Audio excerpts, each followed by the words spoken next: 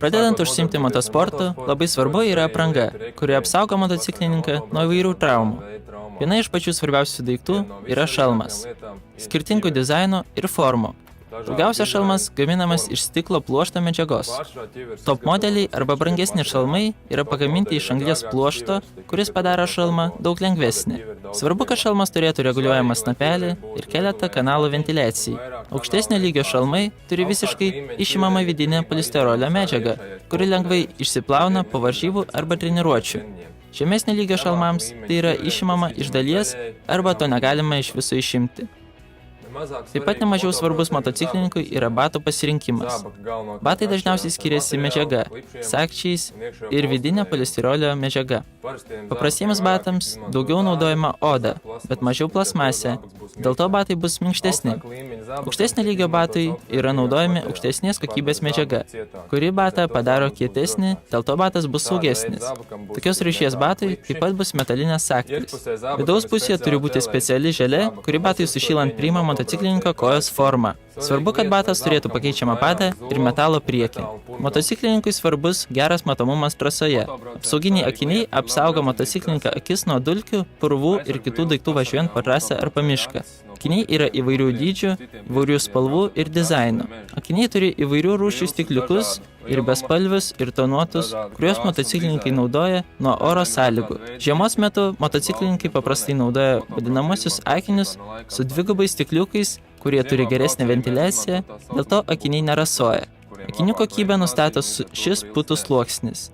Geros kokybės akiniai turi 2 arba 3 putų sluoksnius, kurie geriau sugeria prakaitą ir todėl neleis nešvarumams ir kitoms dulkėms pasiekti akinių vidaus pusę, kas trukdo motociklininko regėjimui.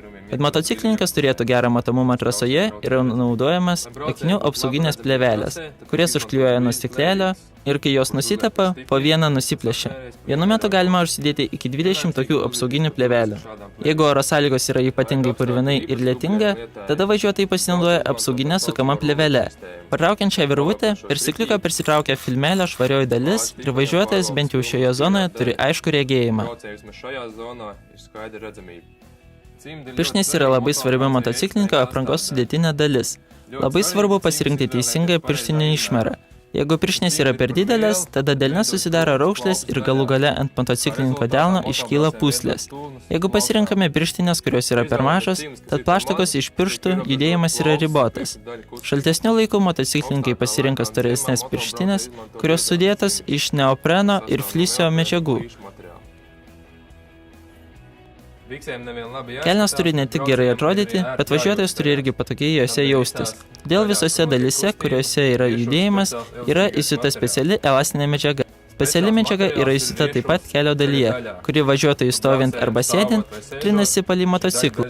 Enduro važiuotojai naudoja vadinamasias plačiasias kelnes, kurios apatinėje dalyje eina virš batų. Pranašumas – purvai ir vanduo nepatenka į batus. Taip pat šias kelnes naudoja šaltesnio oro metu.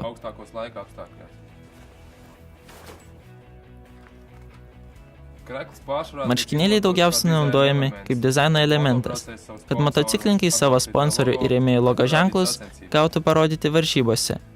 Šaltesnio oro metu arba žiemą važiuotojai naudoja striukę arba liemenę.